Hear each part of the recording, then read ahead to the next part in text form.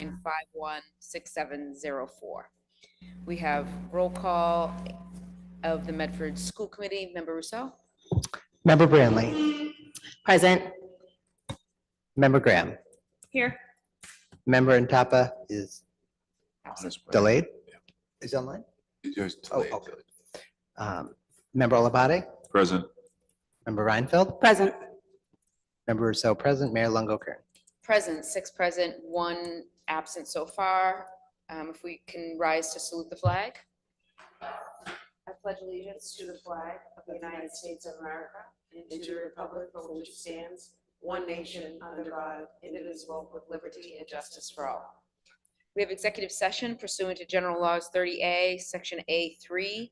The Medford School Committee will convene an executive session to get an update on negotiations with the Medford Educational Secretaries, ASME Council 93, Medford Teachers Association for Kids Corner, Medford Teachers Association for Paraprofessionals, because an open meeting will have a detrimental effect on the bargaining position of the committee, and the chair so declares. Executive session pursuant to General Laws 30A, Section A3, the Medford School Committee will convene an executive session to discuss collective bargaining with MTA regarding a grievance dated March 2024. Motion to go into executive Motion to session by enter Member executive Reinfeld, seconded by Second. Member Graham. Roll call, please. Member Branley. Yes. Yes. Member Ntapa absent. Member Olapate. Yes. Member Reinfeld. Yes. Member Rousseau, yes. Mayor Longo-Kern. Yes, 6 in the affirmative, 1 absent. We're going to go into executive session and return at or close to 6 p.m.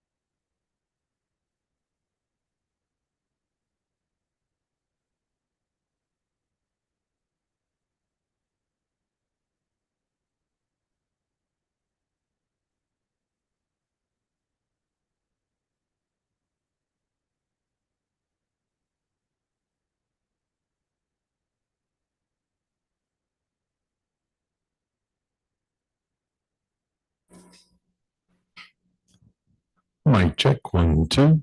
Check, 1, 2.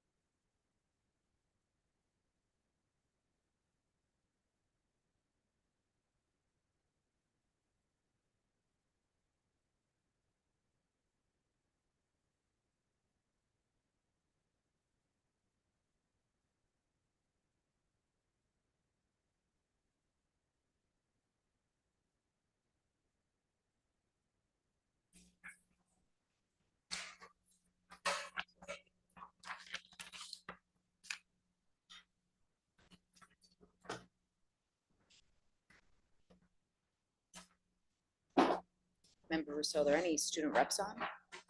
Student reps on, do you know? Oh, you're not on yet, okay. No problem.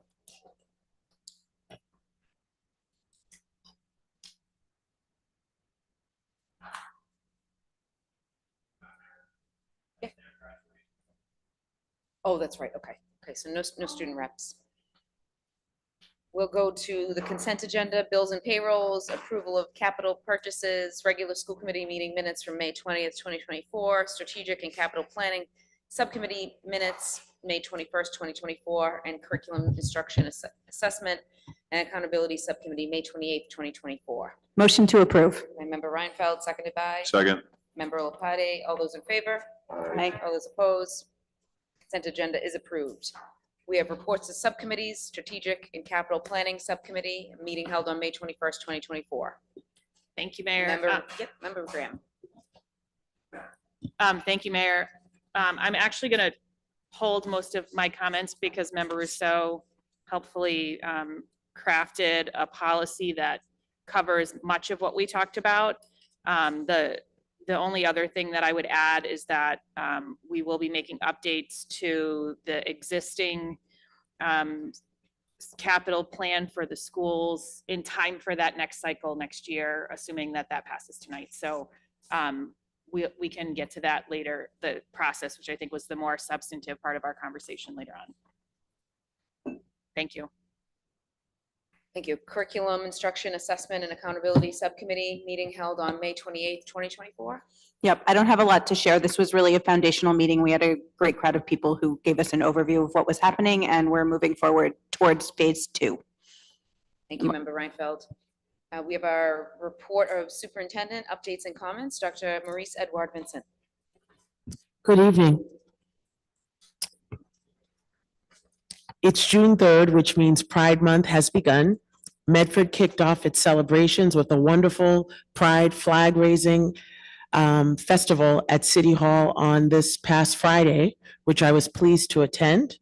I want to thank our mayor, thank Ms. Frances Noaget, the city's DEI director, the members of your team that helped to set it up. It was truly an enjoyable event for all. I also want to just let the audience know that this Saturday, students from Medford High School, GSA, will join the wider Greater Boston LGBTQIA+ community in the Boston Pride Parade. So we wish them clear skies, lots of fun, and don't forget to wear sunblock. Medford Public Schools embraces our LGBTQIA+ community members this month. Students, staff, family members, and all those who call Medford home. The diversity of our community is an incredible strength, with each individual contributing their unique talents and perspectives to the whole. We also firmly believe in and defend the civil and human rights of LGBTQIA+ Mustangs and all people, particularly at a time when those rights are often under attack. We all deserve the same chance to thrive and live freely and authentically. Happy Pride Month. I also want to share that last week, we had a wonderful Special Olympics that took place in Malden for our students with disabilities. It was a wonderful event. Students from other communities participated in that. And I just want to thank our special educators, Ms. Bowen and all the members of her team, Ms. Lauren Perillo, Denise Desjardins, and many other staff, Ms. Principal Michelle Kroll, who was able to attend that event last week in Malden. It was excellent, and it was wonderful weather as well. I also would like to say that last week we had a wonderful event, the Junior Olympics for our 5th grade students that are moving on to middle school next year. And we had some pretty bad weather last week. So at the last minute, Tufts University was willing to let us use their Gancher Center. And we're very grateful to that. We want to thank Rachel Perry and all the phys ed teachers that participated, and the 5th grade staff, all the principals were there. We also want to thank the PTOs, Dr. Cushing for helping to coordinate that event as well. So those were two wonderful year-end events for our students. At tonight's meeting, I'm looking forward to recognizing some of our district fine arts students for their notable photography accomplishments and recognizing Medford students in the annual scholastic competition that recognizes teens in grades 7 through 12, with regional and national honors for their creativity in art and writing in 28 categories. That will be presented this evening by Ms. Suzanne Fee. After that, we will have the opportunity to welcome and celebrate two newly appointed leaders in our school district, Mrs. Nancy Sherman Hudson, who will begin next school year as principal of the Missatuck Elementary School, and Mrs. Christina Lungo Dudley, the new director of Kids Corner. Next, we'll also invite Ms. Stacy Schulman, Director of School Counseling and Behavioral Health, to tell us about the always inspiring Bloomsack Leadership Awards. This unique academic and professional opportunity is made available to Medford Public School students through the extremely generous support of the Bloomsack family. And we look forward to hearing more from Ms. Schulman and Ms. Nakara, one of our students who was the recipient of that award. Dr. Peter Cushing will provide updates on the exciting progress being made on the McGlynn Playground project, the city's first universally accessible playground, and the district's Student Opportunity Act.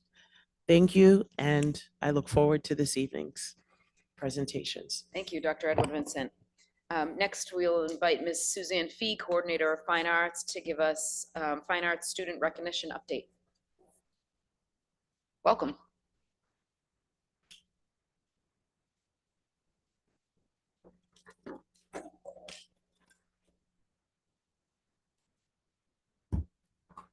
Thank you very much for having us. If you could just indulge me for 1 minute before we get to the awards. We had a busy and exciting month in the art and music departments. May was Arts Month, and we had 6 student art exhibitions. We had 5 all-school art shows that featured artwork from all students in the school, as well as musical performances, including the band, the jazz band, ukulele performances, recorder performances, singing performances, orchestra, and more. In addition to all the music that enhanced the art show, there were 4 concert events and 2 musicals.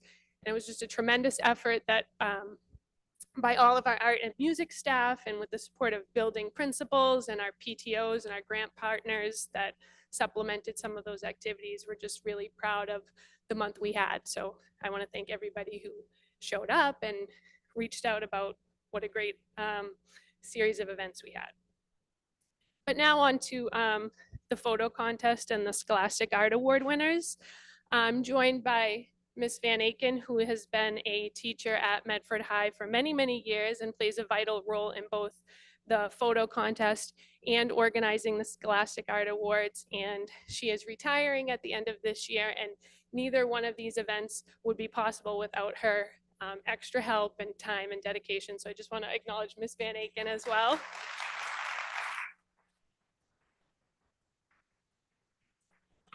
Dr. Cushing,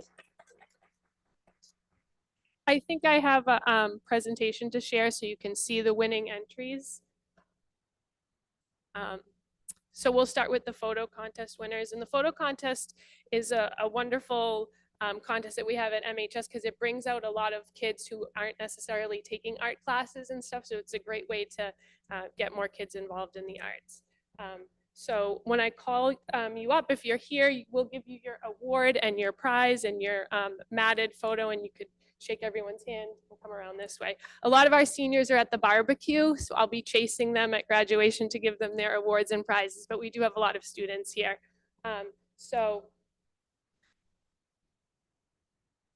Oh, okay. Well, I'll just read through it, and we have the photos. Connor O'Leary in grade 12 got an honorable mention for his photo paddling down. I think Connor left for the barbecue. Caitlin Truong, an honorable mention for her photo shove it. Yep, make sure we show the Come on up, photo to both Caitlin. sides.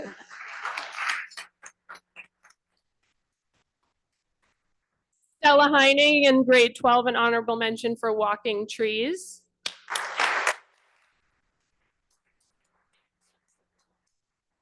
Evelyn Shumway, who's not here, received an honorable mention for reflection of the sky.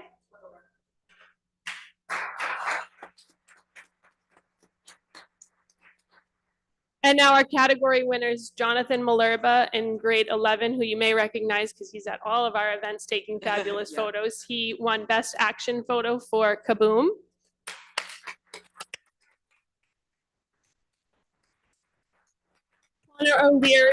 Connor O'Leary again won for Best Landscape or Cityscape, but he is not here. Emma Beardsley in grade 10 won Best Portrait for Thanksgiving Day. Yeah. Linnea Strassfield in grade 11 won 3rd place and Best Nature Photo for Evergreen.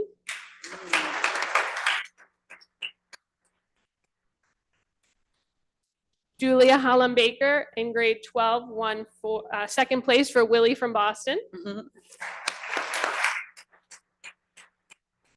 And Ari Atwell in grade 11 won 1st place for Swim Among the Stars. Ooh.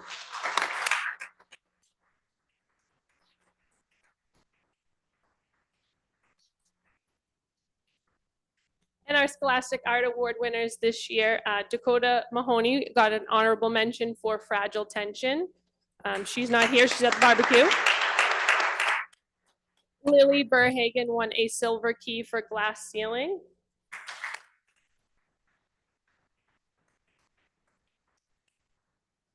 And she also won an honorable mention for another piece.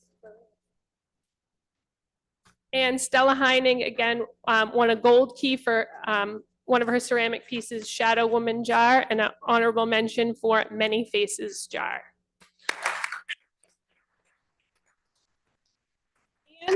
And a silver key for her portfolio work. Wow. So thank you very much. If we could just do a quick photo, that would be great.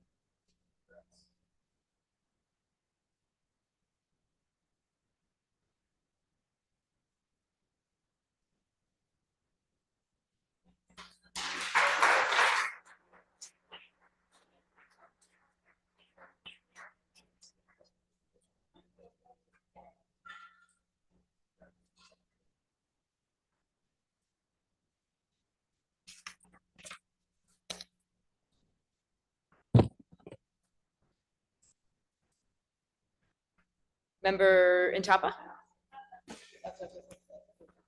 Awesome. I just want to say thank you very much, Director Fee, for presenting all this. I just want to also say that I have the distinct pleasure of working at an art institution and being a graduate of an art institution. And by doing that, I get to see what everyone from around the state and around the country is producing. You know, watching our Studio Foundation students go through the system, working with students all the time.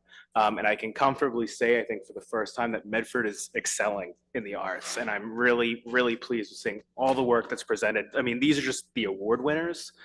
We don't know what people are crafting personally, what's in their full portfolios, and just, it's really refreshing to see this much attention to the arts. And seeing how many people are involved in the level that they're at grade 10, grade 11, seniors. So whether or not they pursue to do an art education, which I know some of the winners are, but I just want to say, like, this is phenomenal work, and thank you and congratulations to everyone who won an award, and hopefully we'll see what you do next. So thank you.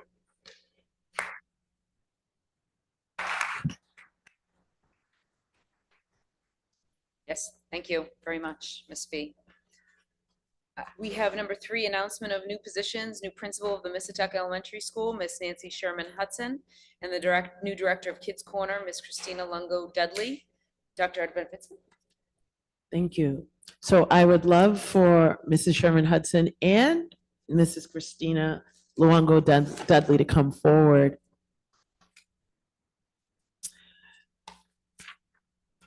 Thank you to the both of you. When we learned this year that Dr. Kathy Kay, we see you, longtime principal of the Missatuck Elementary School, planned to retire at the end of the school year, we knew that it was important to engage the whole school community, including parents and staff, in the selection of the next leader of our school, of the Missatuck School. Our selection, Mrs. Nancy Sherman Hudson, has a long and impressive resume from her time in the Medford Public Schools, working as an inclusion kindergarten teacher for many years at different schools before joining Dr. K to lead the Missatuck as assistant principal in 2013. Earlier this year, Ms. Sherman Hudson acted as interim principal of the Missatuck Elementary School, ensuring continuity and stability for the school community during the temporary absence of the principal. As assistant principal and interim principal, Mrs. Sherman Hudson played an active role in the daily operations, systems, management, and routines of the school. She has also worked closely with teachers as an educational leader, supporting and coaching classroom teachers throughout the school. I am very pleased to first welcome the next principal of the Missatuck Elementary School, Mrs. Nancy Sherman Hudson.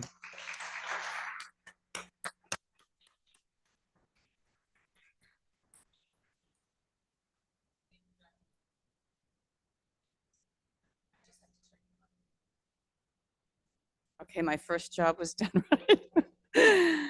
Thank you, Dr. Edward Vincent and school committee members. I look forward to continuing to work alongside our very dedicated staff and families at the Missatuck. A special thank you to Dr. Kay for her mentoring and leadership she modeled over the past 11 years. Thank you. I'm so excited.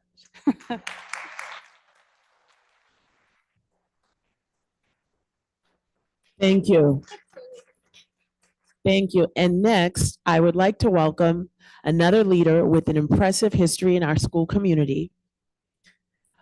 Upon the retirement of Mrs. Linda Sellinger, I am very pleased to appoint Ms. Christina Luongo Dudley as the next director of Medford's Kids Corner Child Care Center. Ms. Luongo Dudley is an accomplished early educator with experience ranging from infant care to pre-kindergarten. Since 2013, she has worked as a lead teacher at Kids Corner, augmenting her responsibilities in 2018 by becoming the Kids Corner Assistant Director, Program Coordinator, in addition to her classroom role. Throughout her years working in Kids Corner, Christina Luongo Dudley developed a reputation for peer leadership, effective communication, and student enrichment. Please join me in welcoming the next Kids Corner Director, Mrs. Christina Luongo Dudley.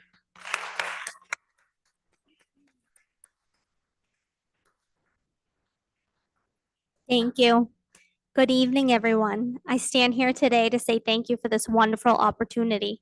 It is with the utmost excitement and heartfelt gratitude to each and every one of our families for entrusting me with the privilege of educating and nurturing your children. As your new director of Kids Corner Daycare, I am committed to providing a safe, inclusive, and engaging learning environment for every child, family, and staff member. This would not have been possible without the support and guidance of many amazing people. I would like to thank Assistant Superintendent Suzanne B. Galusi for her mentorship and guidance throughout this process. Her continued partnership will only help me become a better individual and leader for our staff, families, and children. Finally, I would like to thank Superintendent Dr. Maurice Edward Vincent for entrusting me to serve as the new director of Kids Corner. I am eternally grateful. I am excited for the future of Kids Corner Daycare as I have many dreams and aspirations for its growth and development. With the upcoming 2024-2025 school year, I am thrilled to begin implementing fresh and innovative changes. I am truly excited about the possibilities that lie ahead and am confident that with the support of our community, we can create a bright and prosperous future for the center. Thank you.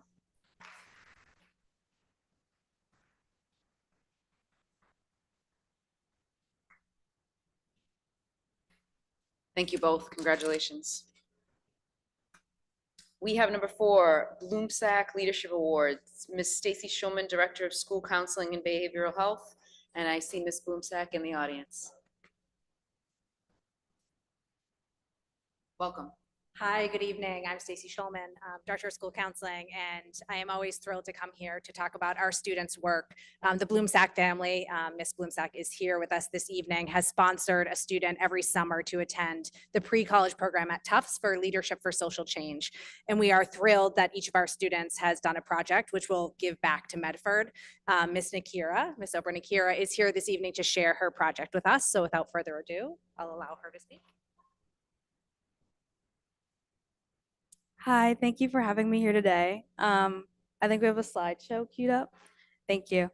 So I had the privilege of doing this program during the summer at Tufts, and one of our projects was to do something that we're passionate about. So I did a research project about how we can increase representation and access to AP courses at Medford High School.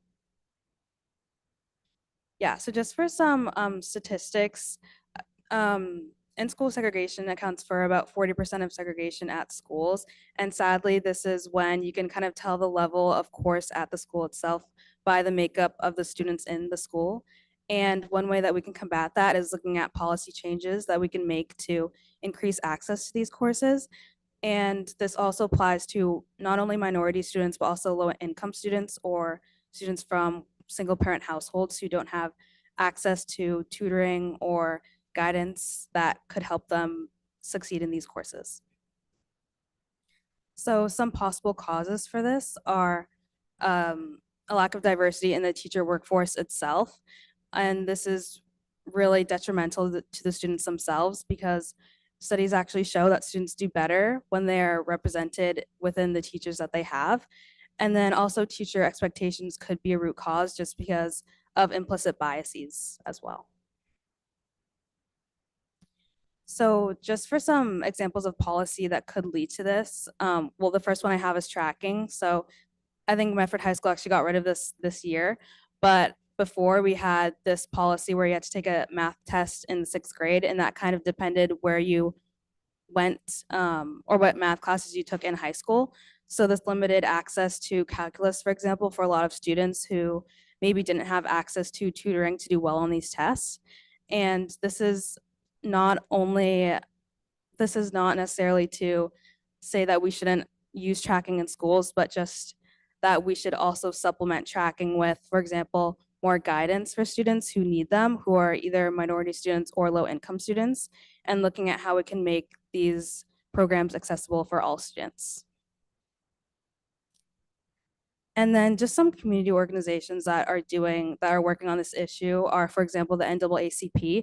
So they have science fairs that encourage achievement in STEM and other academic subjects. And these are some things that we can incorporate at Medford High School and other communities as well. And thank you for listening to my presentation. Thanks.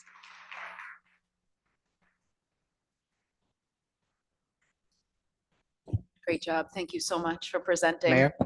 Member Rousseau? I'm sorry, I just started eating a cookie. Could we get that presentation sent to us, please? Thank you so much. Wonderful. Thank you.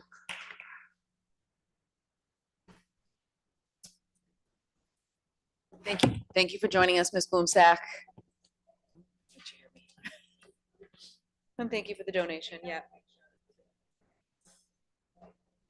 Thank you. Thank you. Ms. Shulman. Ms. Shulman. Ms. Shulman.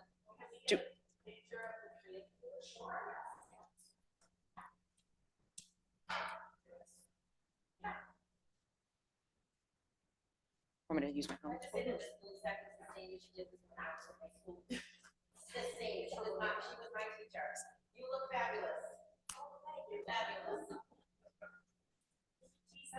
Yes. Okay.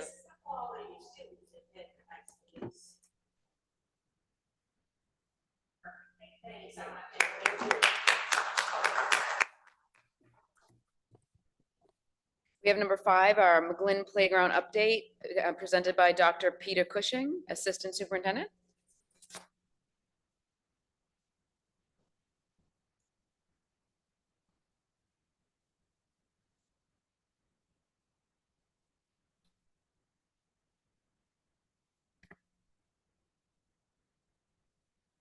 Good evening, Madam Mayor, members of the school committee. Thank you very much for this opportunity to present. I'll just preface this as we head into this slideshow and presentation by saying, they say a picture is worth 1,000 words. I'll say in this instance, the pictures don't do the project justice by any stretch of the imagination. And I know that several of you have been out to the site. We also have a tour for members of the city council, members of the school committee, this Thursday at 1 o'clock as well. And so we look forward to sharing with you the live in-person progress. I also have online my co-chair of the design committee, Shanine Peliquin, who has been really invaluable as a part of this. So I will start to move through the slideshow right now.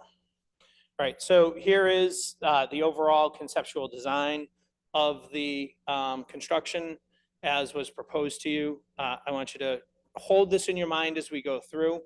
You can see here one of the areas that was really prone to flooding. This is now where we have built an elevated deck. Playground structures last for about 20 to 25 years in the most ideal conditions. This was installed in 2001, so we got about 22 years out of it. It used to be part of the Mystic River. It's a really wet ground that is overly saturated, and the playground was flooded for much of the year in the winter. I would wager you could have ice skated on a significant portion of it. So why the flooding? Well, because it was a river and the drainage was not well maintained, well cared for. I want to thank the DPW for in the last year and a half. They went in, they really excavated, put in some temporary drains, and they did a really great job. And the land itself is just wet a lot of the time. So what's going on behind the fence? Thank you all for being at the groundbreaking back in December. I should say the snow breaking at that time. But we've been working really hard over the winter to really demolish the old playground, build in drainage. The drainage is really amazing. It's oversized, or I'd say properly sized, which means it's rather large to handle the amount of water that we're going through. We've put in rain gardens.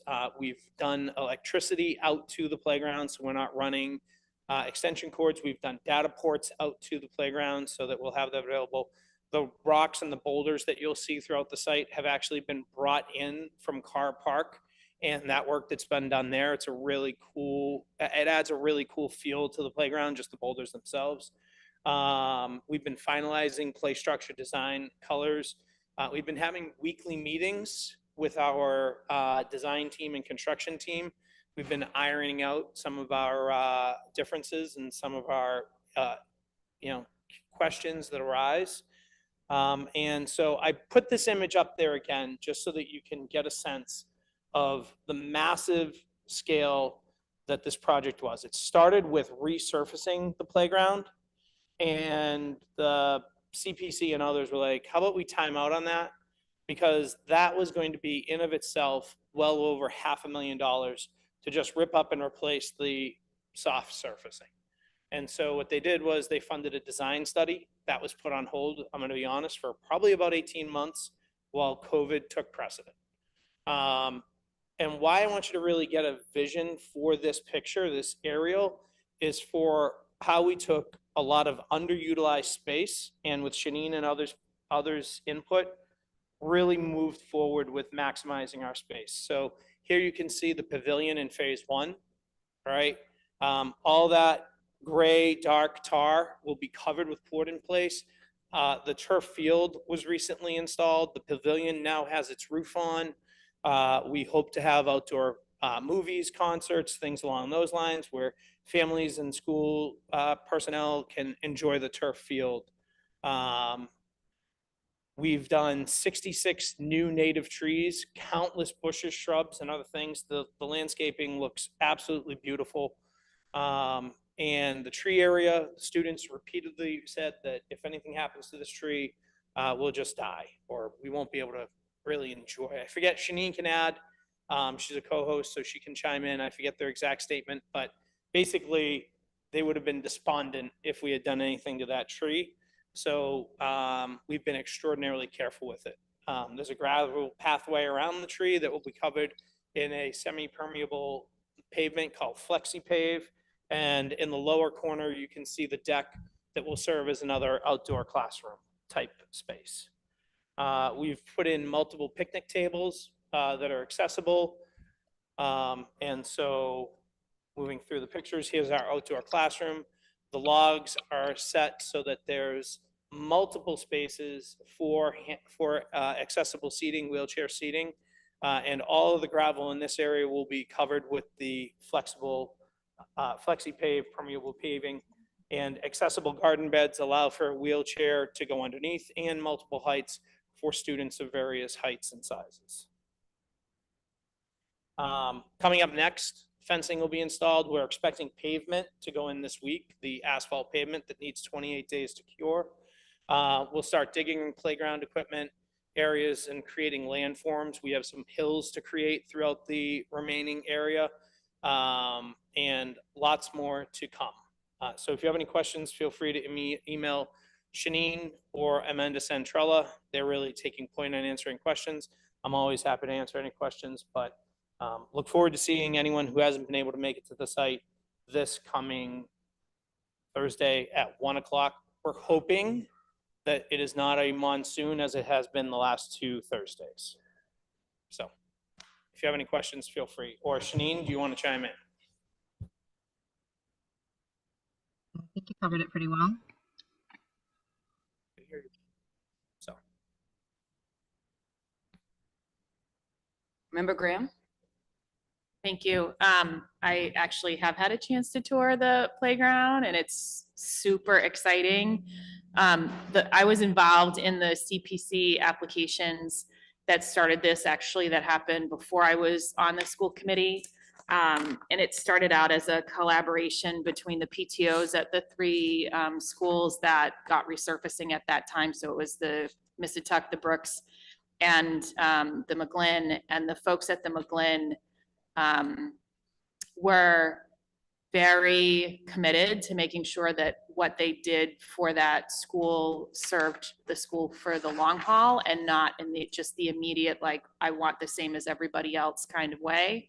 So I want to just say thank you to them for their patience, because this has been a long process, much to all of our, chagrin, like we all could have done without COVID, but here we are.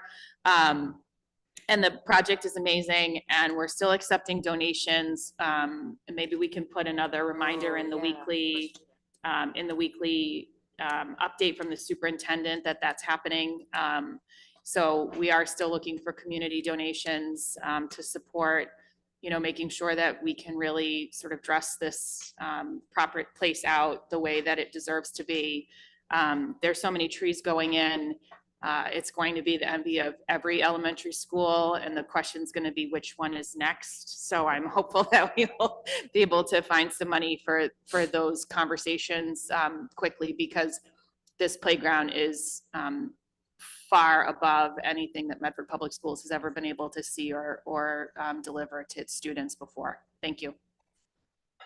The thing, Madam Mayor, that I do want to say publicly, I've said it to everybody here, I really feel that it's a smaller project, but this should serve as inspiration for everybody for the Medford High School project as to what good design, good construction oversight, and good process of getting community involvement really can do.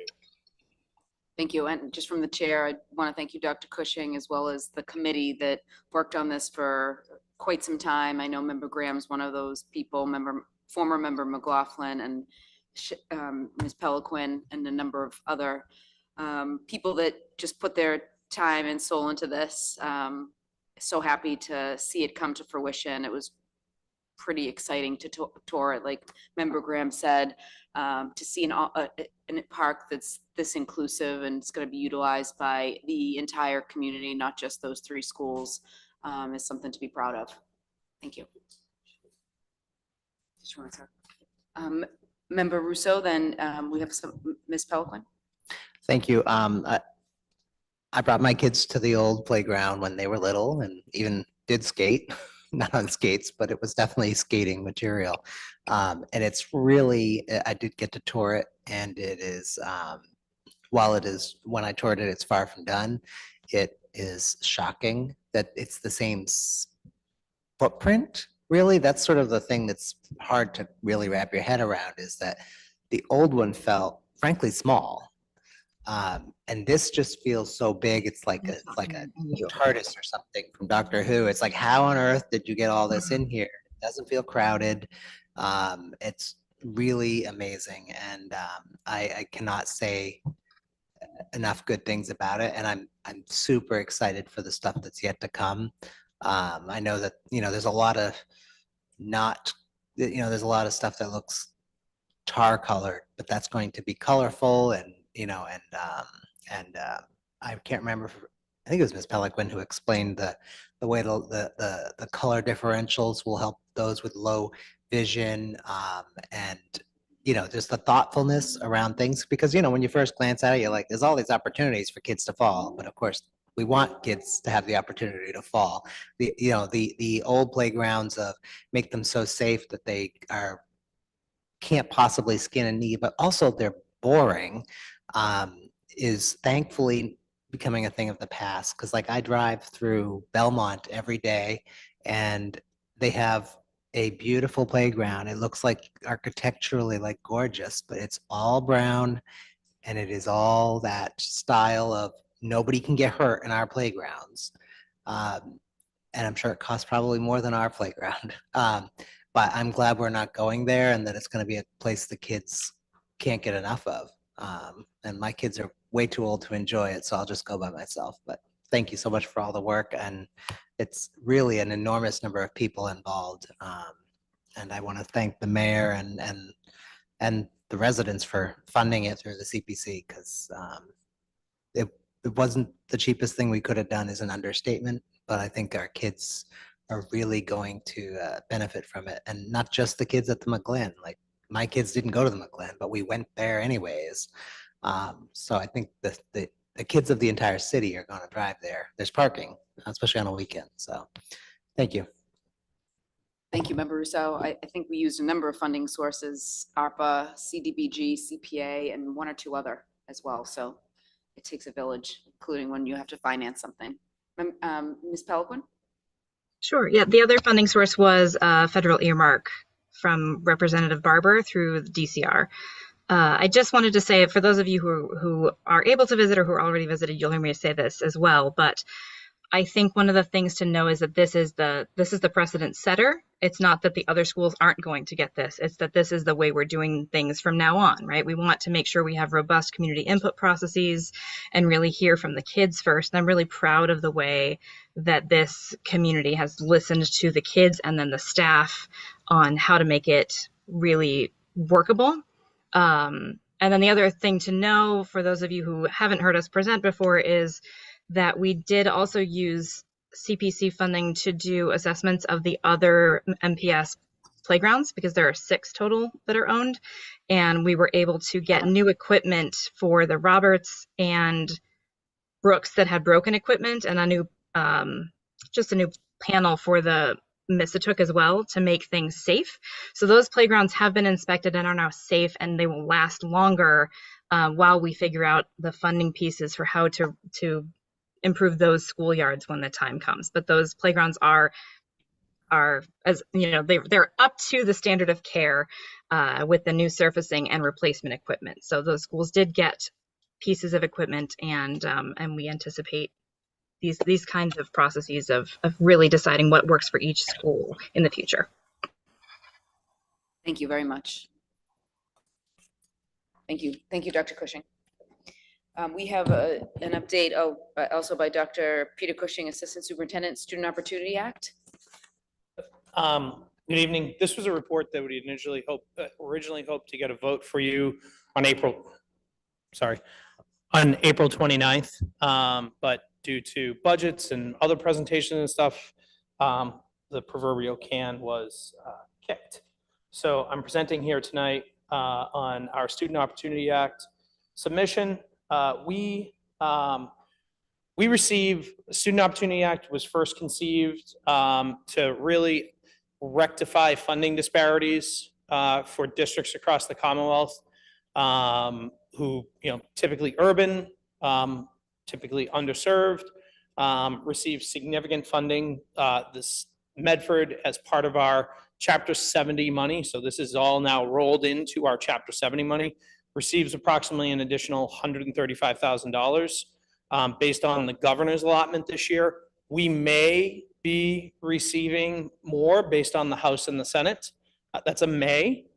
We anticipate that we will. However, these are numbers that we've already really accounted for. This is not in addition to, we're not getting an additional check or anything along those lines. But then there are certain requirements that we have to do as part of the plan. This is our report. So 3 key priorities: continued development of a robust early literacy program for grades K to 5 in all 4 of our elementary schools, a commitment to early literacy screening in grades K through 3 with continued monitoring throughout middle school, and refine the Medford High School Saturday Acceleration Academy program that began in January 2024 to provide targeted support to identified high school students and rising 9th graders. So identified 8th graders that are rising to 9th grade as well. So the investments that we're planning, and again, only $135,000 a year approximately. But these investments will come out to about $720,000 over the next 3 years. $165,000 for early literacy screening and support, $435,000 for comprehensive support for early literacy programming and really intense in-kind professional development, $120,000 for Saturday Acceleration Academy. And so this is directly taken from our application that I provided to you, that the district is committed to these initiatives despite significant fiscal challenges on the horizon, that nominal support from the Student Opportunity Act will ameliorate to a certain degree. Basically, we are picking up the lion's share with local money to really support this because the Student Opportunity Act doesn't really deliver a whole lot to the students of Medford. So one thing though that under the new Student Opportunity Act pieces that they've put in the last year and a half is to really try to figure out how we're going to measure family engagement. This is something that we and most districts are struggling with. We are trying to really engage families. Recently, we had about 60 families, 60 individuals sign up for an event that Ms. Schulman put on. We had 16 actually show up. So just some of the challenges that we face, but we're going to review metrics from our mass communication system. We're going to deploy surveys as needed to families. We're going to monitor school site count, and that'll be a panorama survey that we're working on with the high school and hopefully get down to the other schools as well.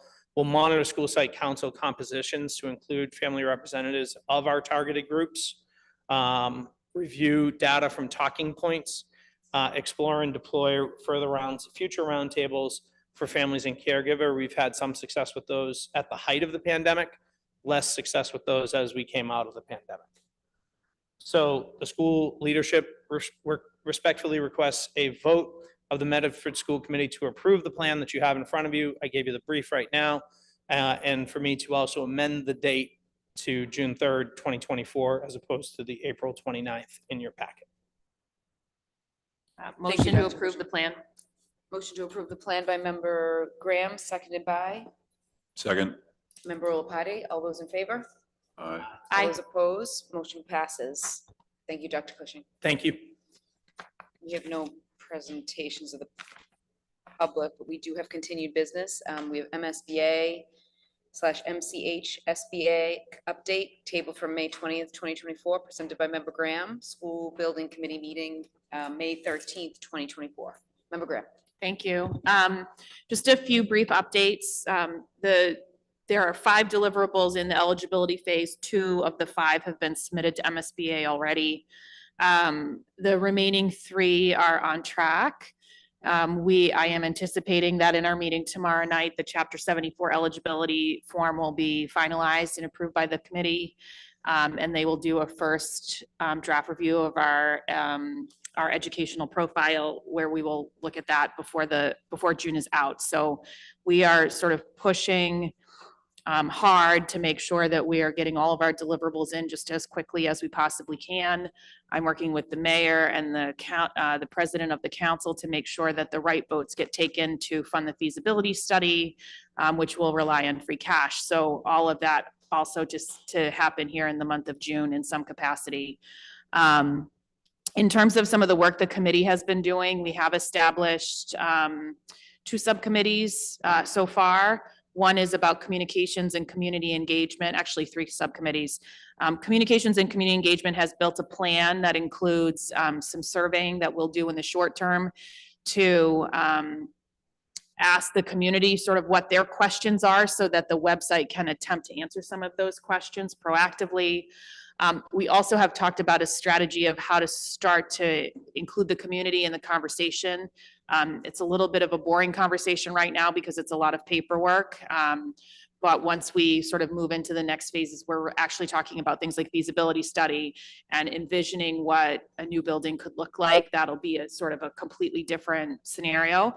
So we have a plan that includes things like being at tables at community events and having a pitch deck, for lack of a better term, that we can use to go talk to all the boards and commissions who might be interested.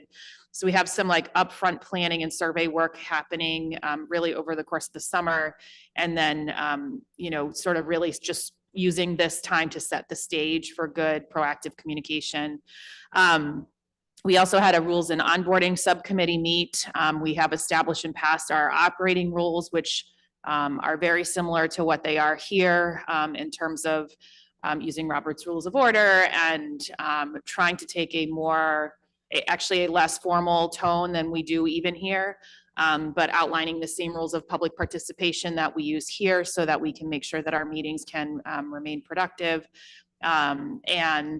Overall have established a path for what happens when we need to onboard new people. So we have sort of plans in place for all of that so that somebody coming on board can get up to speed quickly if that becomes necessary, which over the life of a 5 to 7 year project, it's inevitable. The website, the dedicated website, is just about complete in its draft form, and it will include bios of all the folks that are on the committee. It will include all of our minutes and all of our agendas and all the documents that we have talked about so far, submitted documents, that kind of thing. And then just other helpful links, FAQs, et cetera. So all of that is about done and ready to be launched, but our anticipation is that there won't be a lot of traction for that until we get into the feasibility study phase, which is just a little ways down the road for us. Again, we have to be done by January 27. We're on track to be done far sooner than that. And the sooner that we're done, the sooner we can get in the queue to go to the board meeting, which happens every other month. And then the sooner that we can move on to those next phases. We also had a finance subcommittee meeting where we talked with Alicia Hunt, who's our Director of Planning and Development and Sustainability. Is that right? Okay. And she was immensely helpful. There's been a lot of questions around the site of the new high school and whether there are other possibilities besides where Medford High is right now. And she pulled up a map and went through what those options might be in terms of sort of things that she would be thinking about. We don't need that information just yet, but at some point we will. So, for example, like people have asked about Plaisted Park as a potential site. I think that has been noted before.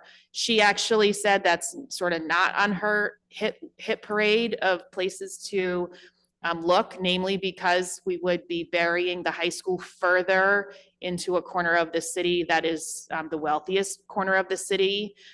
So we'd be sort of advantaging students already who generally have lots of advantage in terms of getting to the high school. And then, you know, there's sort of a whole bunch of transportation concerns with that location as well. She did cite Tufts Park as maybe someplace to think about, because even though it is also sort of in a corner of the city, which is its own challenge from a transportation perspective, her thought was like it is in a corner of the city that would actually advantage students who are historically disadvantaged in terms of their ability to get back and forth.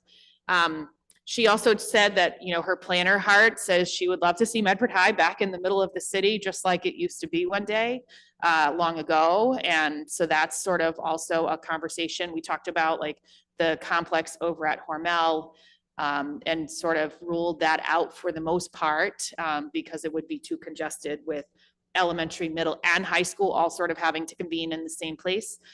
So we had a really, really good discussion. We also talked with Fiona Maxwell, who's our purchasing official for the city, and she's certified and meets requirements by MSBA. And she is starting to work on collecting model documents for bringing on our owner's project manager, which will be our next phase. And we talked about, again, an aggressive goal that on the day where they approve us to go into the owner's project manager selection phase, that our RFP goes out the door that same day. And so that's going to take some advanced work and planning. And so she is starting to talk to the local communities around us who have done this before to start to pull some of those things together. So everybody's like really eager to get past this phase, which is exciting, and you know, has been, you know, helpful and collaborative all throughout the process. So it is a big committee. Everything is going great so far. We've had great attendance and great participation.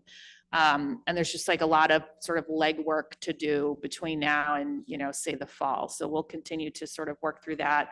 We have a meeting tomorrow night. Our meetings are in the bistro, so people are welcome to join us in person. They are on Zoom. We've not seen a lot of traction yet.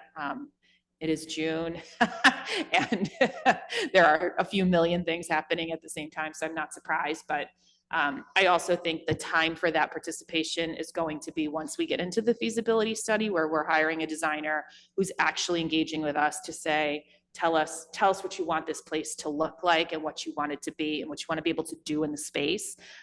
Much like what we talked about with McGlynn, like how do you really thoughtfully design like every last nook and cranny of a building so it both serves a need and provides some flexibility. So all of that's like sort of down the line, and that's where really we'll be talking to, you know, to teachers, to staff, to students, to the community, and all of that good stuff. So all that's very much to come.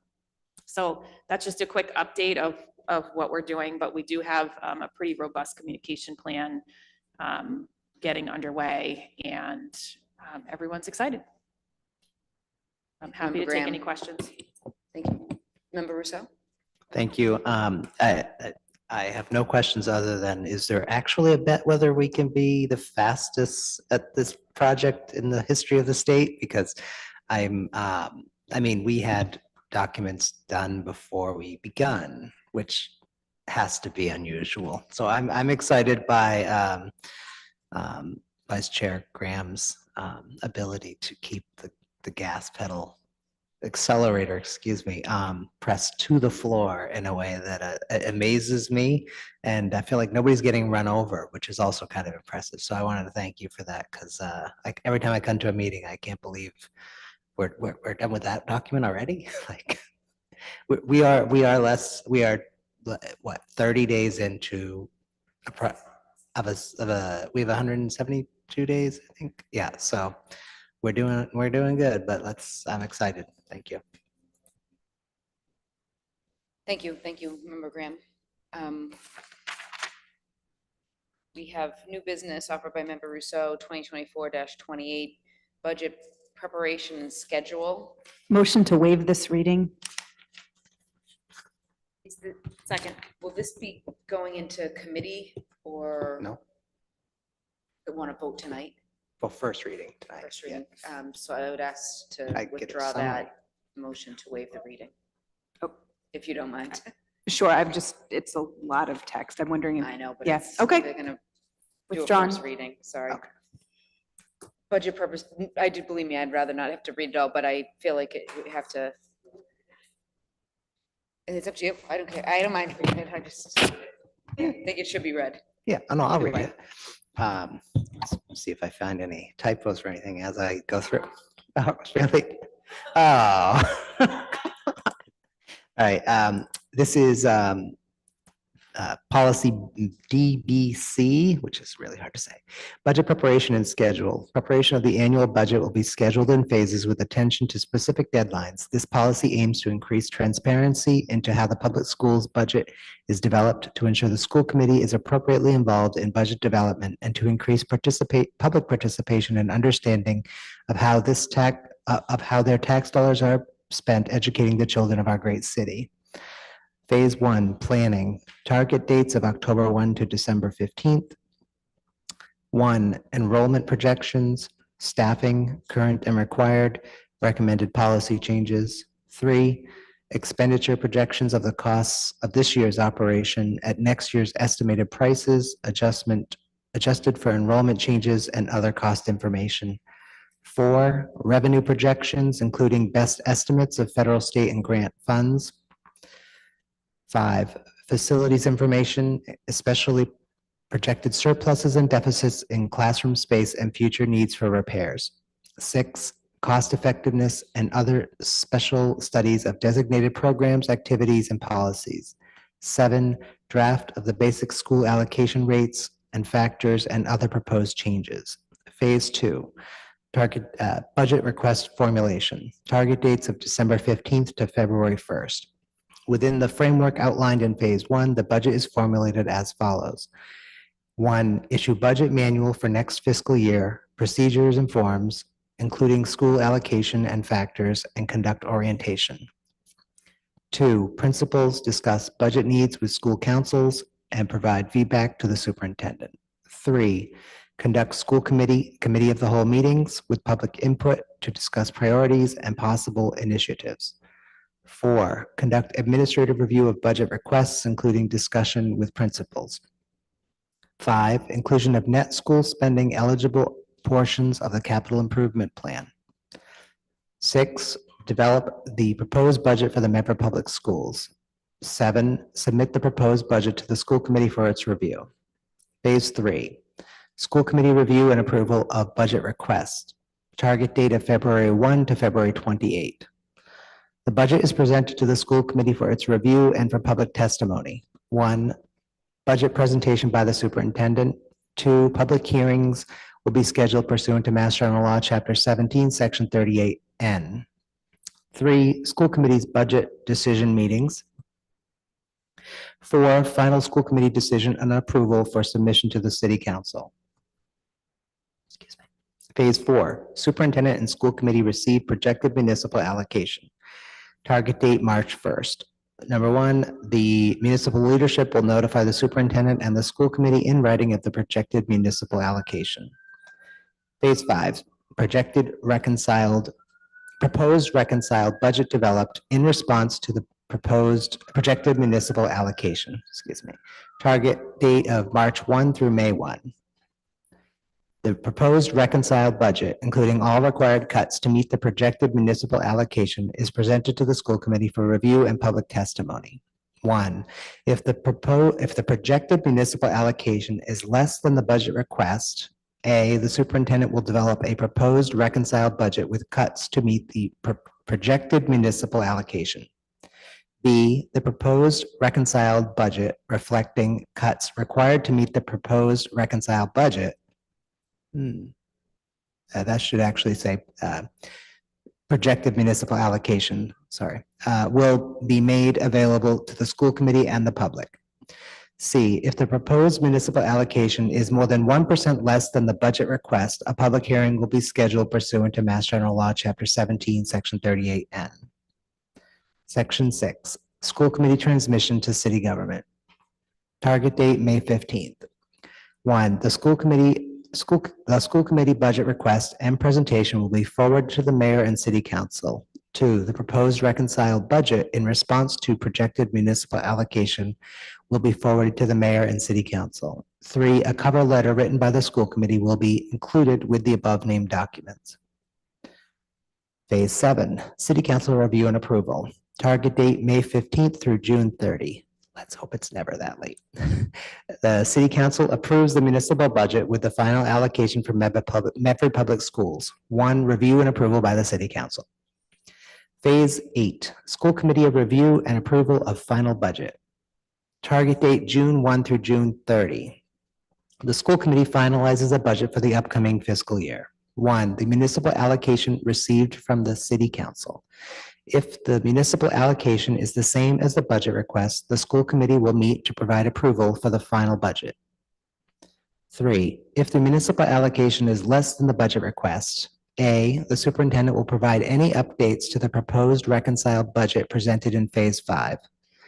B, the updated proposed reconciled budget reflecting the recommended cuts will be made available to the school committee and the public. C, if the municipal allocation is more than 1% less than the budget request, a public hearing will be scheduled pursuant to Mass General Law, Chapter 17, Section 38N. D, if a public hearing is required, a regular or special school committee meeting will be scheduled no less than 5 business days after the public hearing to approve the proposed reconciled budget. E, if a public hearing is not required, a regular or special school committee meeting will be scheduled to approve the proposed reconciled budget. And then 4, the final budget will be posted to the Medford Public Schools website. There's a few definitions. Motion to waive the definitions reading? Motion to waive the definitions by member Reinfeld, seconded by Second. member Graham. All those in favor? Aye. All those Aye. opposed, definition section is waived. Budget request, capital improvement plan, capital improvement projects, capital budget, final budget, municipal allocation, net school spending, projected municipal allocation, and proposed reconciled budget were the definitions. Thank you, member Rousseau. From the chair, if I may, I just want to see if the superintendent can comment on whether or not the central administration, yourself and CFO especially, have reviewed this and have been able to implement comment on it, as I know it's pretty lengthy and I want to make sure that this is feasible. Mayor, Member Rousseau? can I just speak on it real quick Yep. first? Most of this is actually stuff we already do, especially the budget preparation stuff and the planning. And, you know, those are sections that are for the administration. So obviously any changes, additions, subtractions that they would like, obviously, I think we would be happy to consider those changes. The dates were difficult because the city council passed a budget ordinance that says on March 1st that the mayor's office will tell the school district, or I don't know if they tell the city council or the school district, what the potential allocation will be. So we had to really, the dates on this really had to be planned around that date. I mean, to pretend we don't get a number when we get a number doesn't make any sense. So that's why a lot of the stuff is sort of backed up, and that March 1 date is so important in this. And then, you know, one of the things in this current budget cycle that I think, I don't know if everybody agrees, but I certainly think many people in the community would want to know is, like, when we had our presentation of the budget last time or the time before, and we cut 2.2 million and still had 2.7 million left to figure out how to cut. And I understand why we did that, because like it was probably very hard to even wrap our heads around where we would make those cuts. But it's June, and if we still had to make those cuts, that's not a lot of time for the community to respond, for us to respond, for staff to be like, all right, we've just decided we're laying off another 50 people. They got families and mortgages. And so I felt it was really important that when we get an allocation, a projected allocation, that we take it completely seriously and that we have a document that says, if that's our number, here is how we'll get there. We still don't have that now, and I understand why, and I actually support that because this gap was so phenomenally large. But in a normal year, even if there's a gap, we need to be able to say, this is how we're going to do it. Now, we aren't going to put names and say these people are getting laid off all the way back in February. That would, or March, that would make no sense. But, how are we going to get from what we need to what we think we may get? The public should know that. We should know that, and not a few weeks before school's out. So that was sort of my point in all that. And then also telling the city council, the city council has traditionally received our budget book that we get. And that's the recommended budget from the school committee. That's not what will actually happen. And I think that if we have the budget request, which is that this is what we would like, and then if we only get that projected allocation, this is what it will look like, and a letter that says, here's how we did it, and no, we don't like it. But I think that they need that for their deliberations, because I know the superintendent was in the hot seat, and it's too big of the budget is too big to just drill you for an hour or two even and think that that's enough. That's not, it's just too much for the city council to actually take all that in and to get to all their questions, really. So there is this other thing in here of having the budget hearing possibly up to 3 times. And that is to say, if we are really going to have to make cuts that are bigger than, I just picked 1% because I looked at the math and thought that's still a lot. If we have to cut 1% or more, then the public should be able to have a say, just like with the regular budget hearing, which is why we have to have the budget hearing, so that the public can say what they think about it. And so that's the overview of this. And I apologize for it being so long and wordy, but I just felt like I couldn't, this is shorter than it was, but thank you. Thank you, Member Rousseau. Dr. Edward Vincent, even if you don't have comment, just do you think there is time needed to discuss it with Central and our CFO?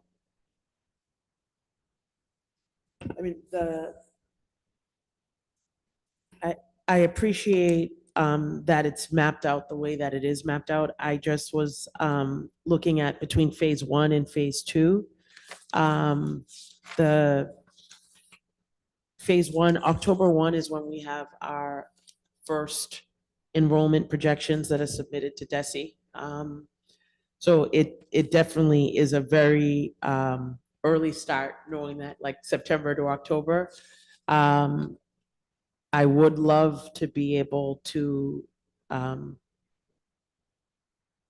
phase 1 and phase 2, where the work is mapped out, I would love to be able to just kind of unpack the timing of some of it.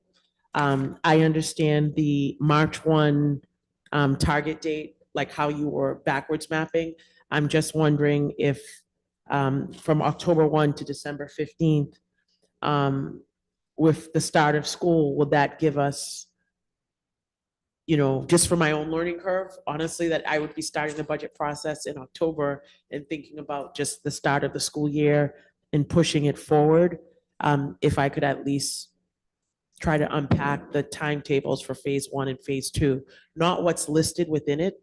I am completely in support of the pieces that are listed within it.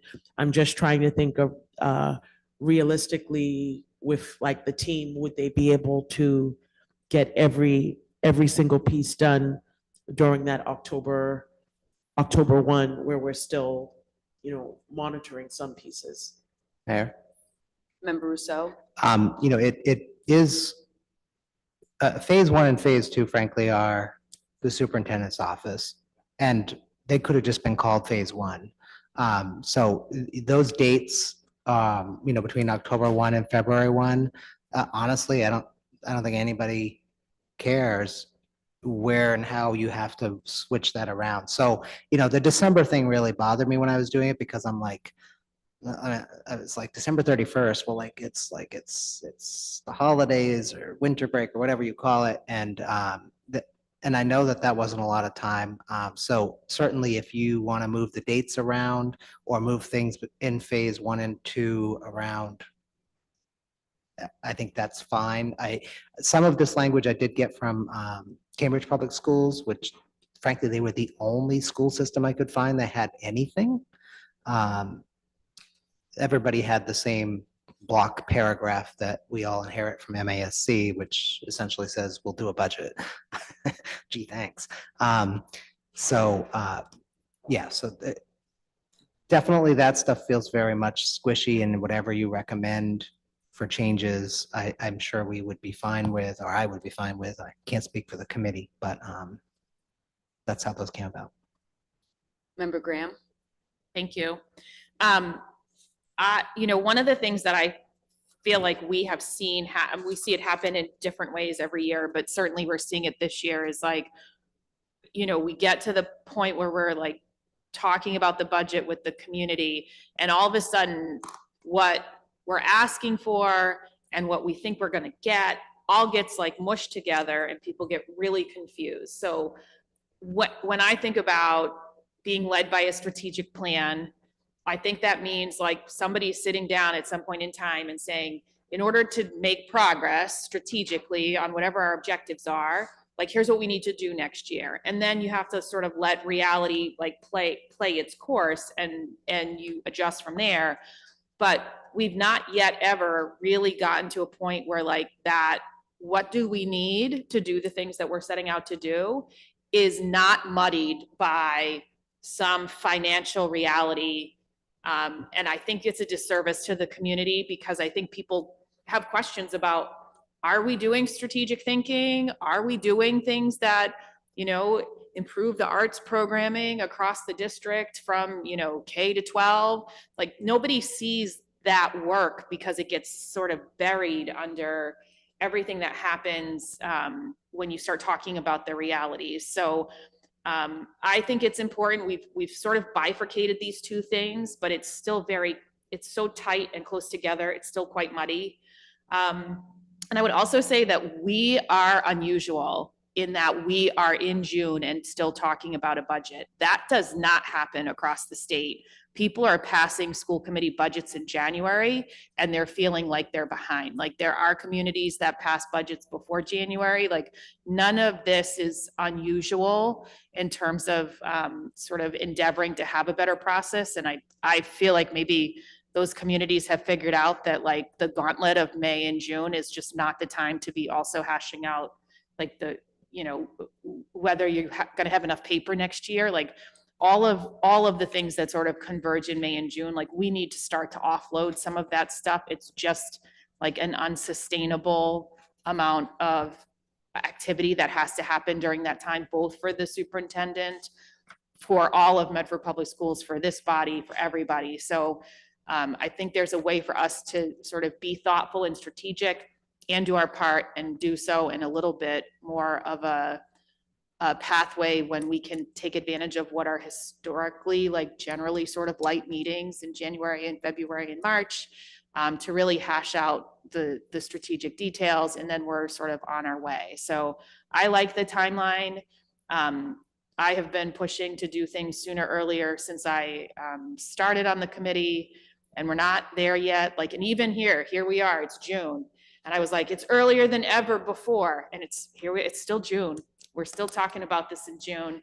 And people don't have clarity about like what exactly is happening and what that means. And to some degree, that will always be the case because we are dependent on the mayor putting out her budget, and she has work to do that. That has nothing to do with us. And the council has to agree to all of it. So there are still those things that are going to push us to having budget discussions in June, which is fine. I just think we should have less of budget discussions in June and more budget discussions earlier in the cycle, so that we are not part of like what the ultimate sort of June rush looks like, right? So I think we have an opportunity to try this, and if it doesn't work, we can revisit it. So I'm in full support and would make a motion to approve it with that one amendment of talking about the municipal allocation in instead of the proposed reconciled budget in phase 5, item 1B. Motion by member Graham as amended.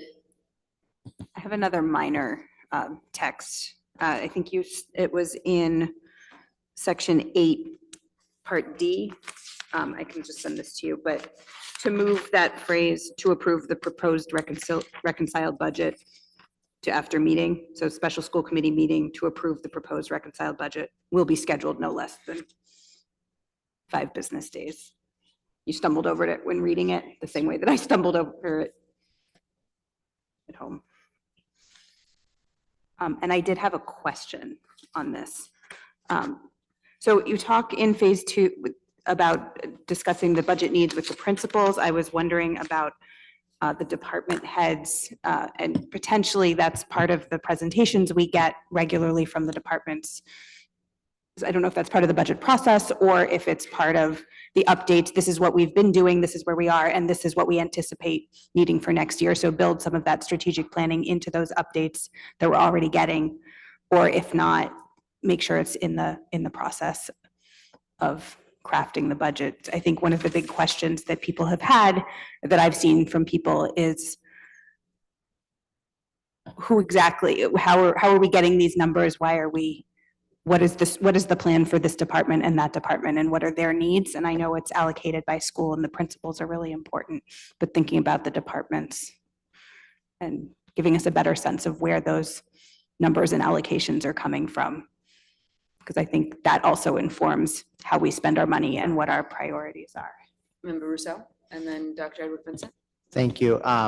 You know, in my 7.5 years now, we've done budgets. This will be the 3rd way that we've done them. And when I started, the way we did them, I mean, it was just the way it had been done. I was new, was that every department head, every principal came before the committee. They told us what they wanted, but of course, we're not their boss. The superintendent's their boss. So everything that they were presenting, the superintendent already had, of course, like vetted, or I assumed. I mean, it made no sense that we were being presented with something that the superintendent had already said, yeah, that's fine, as if we were going to somehow be a decision maker in it. It was informational, but the biggest flaw in that was that, you know, if a department head had like a big spend, they wanted to really do something big with the department, and the superintendent, after talking to about how much money there was like, we can't do it this year. Well, we never hear about it. So, you know, if we were hearing about those things that we weren't going to get to do because we didn't have the resources in those meetings, then that could have been useful and helpful. So that was the first couple of years. And then Member Graham got on, and that got turned upside down, where it was, here's the list of things we would do if we had the money. And that, we did that, I think, 2 years, and then we have this pandemic thing that happened. Oh, actually, no, I got my timeline a little off. But anyways, we had a laundry list of things we would do if we could. And many of those things were not like, you know, nice to haves. They were things you're like, wait, the public schools doesn't do that stuff? Like, how are you operating a public school and not doing that? Which was sort of the whole point, was to have that in black and white. And this year we sort of done it a different way because we knew how big the budget gap was. So a lot of that stuff kind of fell to the side as we could have done it, but honestly, what was the point? It sort of felt like this year, like, what was the point? I forgot what my point was in response to your question. What was your question? My question was, how do we make transparent those priorities, not just in the individual schools, but across the areas, the department areas, Sorry, thank you. So I guess part of the problem with that type of transparency is that I mean, it isn't really appropriate to think department heads and principals are going to come and essentially just ignore what their boss said and say, here's what we think that the priorities for science should be. And if the superintendent doesn't agree, I don't think we should hear about it, because that's not transparency. We hire and supervise the superintendent. And if she believes that's not the way to do it right now, or we can't afford it, I think that that's not transparent for us, but it's on the other side of a veil that is like etched in stone in the law. And, you know, we can dig and we can, you know, throw the fishing hook in and try and pull that stuff out. And we will hear from the community and other folks like, you know, science, which is doing great, by the way, but I'm using it as an example. Science has a problem like we did before we bought FOSS. And maybe we can push, but I just think having, it really felt like a dog and pony show where the department heads and the principals told us stuff, and every year they seemed to sort of have everything they needed. And it was like 2 months of committee of the wholes. It was like on top of school committee meeting, 2 months of committee of the wholes, where at the end you were just like, okay, I know what's going on, but there's no strategic anything involved because it's already been decided by the superintendent, which is appropriate. So I understand that desire, but I also feel like getting that desire satisfied is in some ways outside of our jurisdiction, if you will. So Right. Then maybe what I'm asking is if that budget presentation can be tied more closely to the strategic plan and the direction that we're headed. Mayor? Dr. Edward Vincent was Yes. next, and then I'll go to Member Graham. So in response to your question, what I started writing down, and I think you were reading my mind, but I wrote down aligned strategic plan, curriculum review, and I also wrote down MSBA. And so we did have a different way of doing the budget in previous years, in agreement with what Member Rousseau was saying. And what we found, at least this particular year, how the numbers were explained and how you have to work with what you're given. Our priority is to truly align our resources and work smarter on behalf of the district. We do have a strategic plan that we are in the process of getting ready to do the next cycle. However, we temporarily push pause in working with Member Graham and other members of the committee because of all of the work and the requirements that MSBA is asking for. So instead of having us, you know, in isolation, work on a strategic plan, and then MSBA says, we need X, Y, and Z. And it's like, oh, well, we did A, B, and C. And it's like, well, forget about that work. Let's go do this. So instead of trying to do things 2 and 3 times, we're kind of trying to align the work, making sure that the work is coherent. And again, always keeping in mind that it's about what's going to be best for the students. And so I do feel that having everyone come up to present what their wish list isn't necessarily the best use of time, because it may not be clearly connected to our strategic plan, so that if everything we do is aligned to our strategy, our strategic plan, the entire district will move forward in one direction, and we will see greater results for our students, and we will have a more effective running district. And do things more efficiently. So I just want to say that that's the reason why there has been a pause in some areas, but it's really about gathering enough information in order to make a good decision once. Thank you. Yeah, I don't support doing the same work over and over, to be clear. Okay, Member Graham, and then we'll take a vote. Sure. I just wanted to revise my motion a little bit, and I think this might help. So a motion to approve this on first reading with 2 amendments. One is Section 5, Item 1B, in that second line, it shouldn't say proposed reconciled budget, it should say proposed municipal allocation. And then with a second amendment in phase 2, item number 2, it says principals, and we're going to add and department heads discuss budget needs with school councils and provide feedback to the superintendent. Motion for approval as amended twice by Member Graham, seconded by Member Reinfeldt. All those in favor? Aye. All those opposed? Motion passes. Our next meeting is June 10th, 2024, here at the Alden Memorial Chambers. That's next Monday, in addition to Zoom. This will be the last regular meeting of the Medford School Committee for school year 23-24. Is there a motion to adjourn? By Member Branley, seconded by Member Intapa. All those in favor? Aye. All those opposed?